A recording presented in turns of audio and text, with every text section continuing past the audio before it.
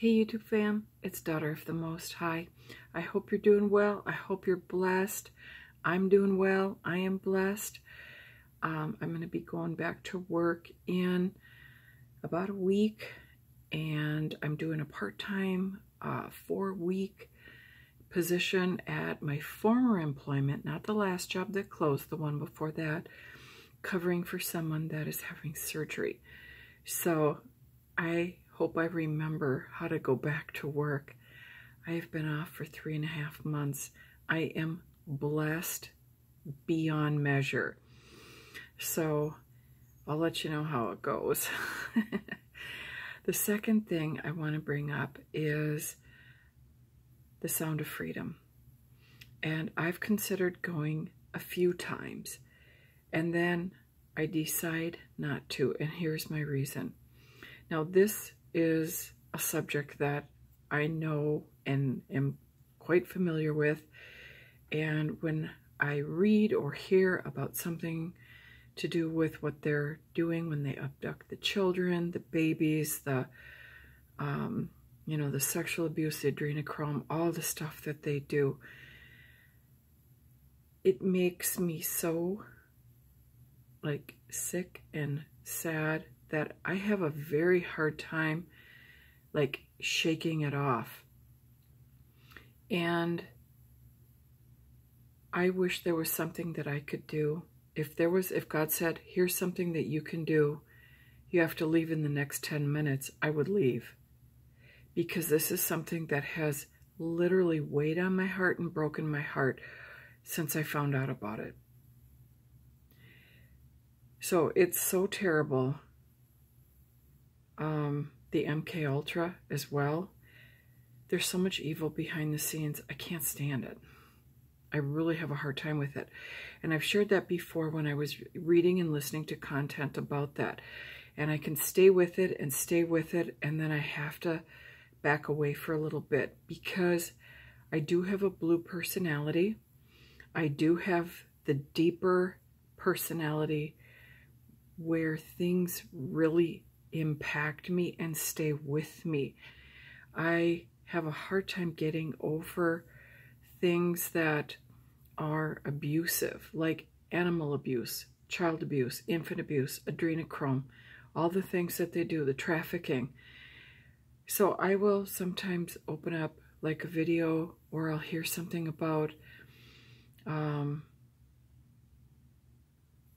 some type of human or animal, children, human, animal abuse, and I can't get past it. And I'm at a loss for anything that I can do about it. These things keep happening. And on Facebook, I see all types of factory farming and that weird dog festival they have every summer somewhere. And it'll ask you to sign the petition, and we've been signing petitions for how long? Nothing ever, guys, almost nothing ever changes. So that's what I have a hard time with. So I do have a question for you. And my question is this. I've prayed to God some time ago, and I said, God, you know that I struggled with this since I was a child. Any type of abuse, children, adults, animals, any type of abuse, even factory farming. I don't even think there were factory farming when I was a kid. I can't stand what they do. And I've said, God, I know God's a good God. I don't question that. God's been so good to me, and his mercy and grace. He's good to me, and he's good to my kids, and he's good to other people. I don't question God's goodness. My prayer and question for God is, how can I deal with this? There's nothing I can do about the majority of this other than having 2 rescue dogs, one a rescue from Texas and the other a rehomed showgirl. And so I've given 2 dogs, and then we have our 3rd that we've had since a puppy. And I love the fact that we've given them a normal life. And like our little showgirl. Now that's not necessarily abusive, but it's very restrictive. They're in the kennels a lot. They have to be pretty. They have to be perfect. And when I put her in the kennel, she rides better in a vehicle in a kennel. She just does. But she gets really scared. She's scared whether she's loose or in a kennel. So I keep her in the kennel, and she shakes so hard. And I think they're not like abused, but I think they're just stuck in their kennels for a long time. So I feel so sorry for her.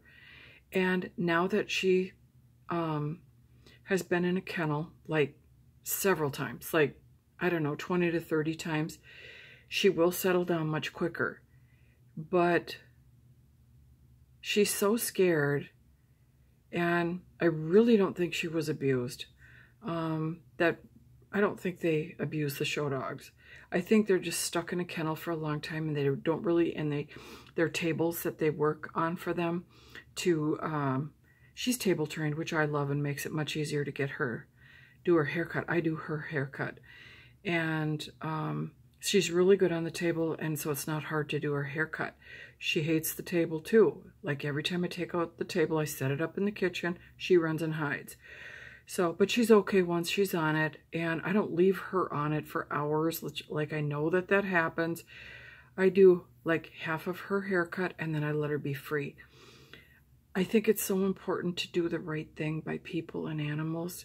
Don't, just because they're a dog, just because they're a horse, just because they're a whatever, you don't leave them on the table for 3 hours where they have no water, they can't go pee, they're just stuck there standing on a table forever. And I know that happens. And they don't really get to be the dogs. And so she is a rehomed. I'm still in contact with the people, and they know, she's doing well here and all of that. So I'm kind of cautious of how I share about her. But it wasn't great. So I've given her a new life. We got her almost a year ago. It'll be September 9th. It'll be a year. So she's becoming more of a dog and less of a little pageant girl. So anyway, my question again and my prayer for God is, God, how can I deal with this abuse? It impacts me so greatly, and there's almost nothing I can do about it. There's so much that goes on. What can I, even if I had a huge group of people, what are we going to do? Storm the doors? I mean, these people are monsters. They're wretched, evil monsters. And that's our government. That's our elite. That's Hollywood. What is anybody going to do? And it's so far and so widespread. So that God really hasn't given me an answer to that prayer. And so I'm wondering if you struggle like I do. When I see animal abuse, there's one time I watched, if I can just share a little bit, I was watching something by PETA, and I've watched several things by PETA. I'm going to tell you, I can hardly get through it. And they were like skinning a small, like, you can't see my hand. So here's my hands, probably this big, like small alligator for their purses, their shoes, all their junk. I think it was Louis Vuitton. And what they were doing, skinning it, the animal was still alive and in such a state of frenzy. And I'm not going to go into it any further than that because I cannot stand it. These people are subhuman. I don't care how much you make. I don't care what about your Louis Vuitton and your whoever, whatever. That poor little, I don't even know the difference between an alligator and a crocodile, and I don't care right now. But one of the two, whichever one they make purses out of, it was so bad, and I couldn't, this is what I'm telling you, I can't get it out of my head, and my heart keeps aching. And so that's what, two things. I'm going to see Sound of Freedom, and I know it's going to bother me for days, and I'm just different for days then. And I'm just wondering, how do you handle this abuse? And I know we don't all have the same personalities. These are the glasses that if I if I do that, they pop up. If I like smile or something, they're just weird. But anyway, how do you manage it? I can't get rid of it. I can't. And I had a client one time and we were talking about this. Somehow this came up. And he was the same way. He said, I can't get it out of me. Once it gets in me, I can't. It takes days. And I wonder if any of you people struggle like I do and like he does. Like you see something, you hear something, and you can't get it. You can't get away from it. And what happens is, and I don't mind suffering because of seeing some person or some child or some animal suffering. It's not that. It's that I have to be able to do my day. I have to be present for clients. I have to do group. I have to do my paperwork, and I can't function the same. So that's my question for you. Are you like me? How much do you struggle with this stuff? This has been a big issue for me, and I have prayed about it. God help me, because this is hard for me.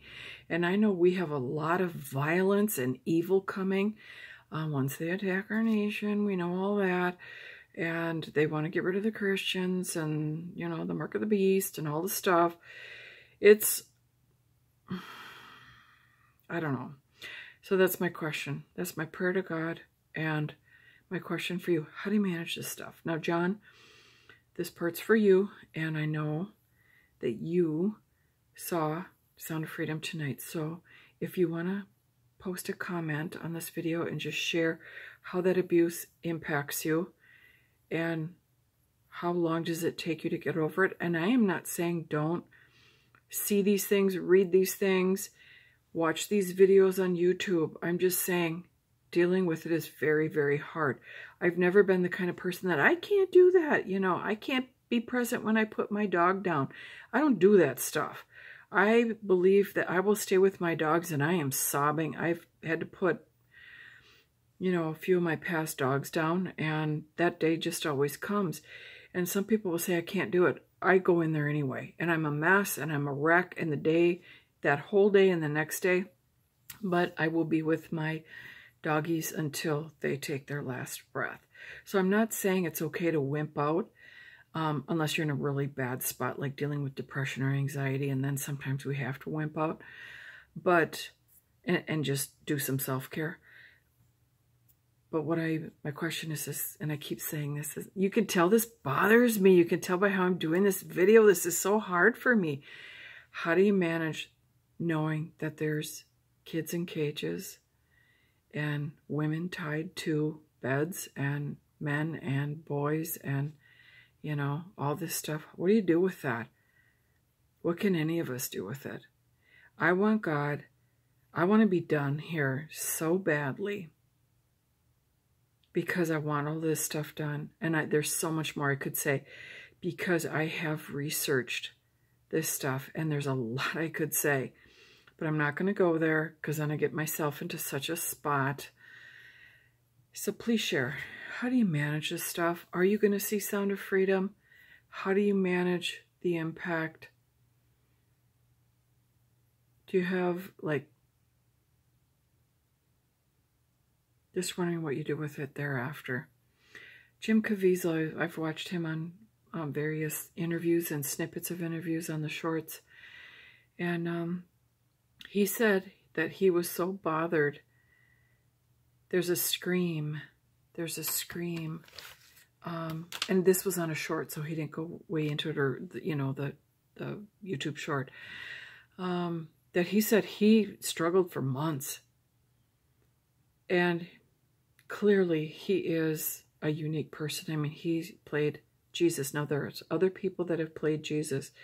But Jim, the Passion of Christ and Jim Caviezel is like the exception. And he said he couldn't get it out of his head. And I'm that way too. So please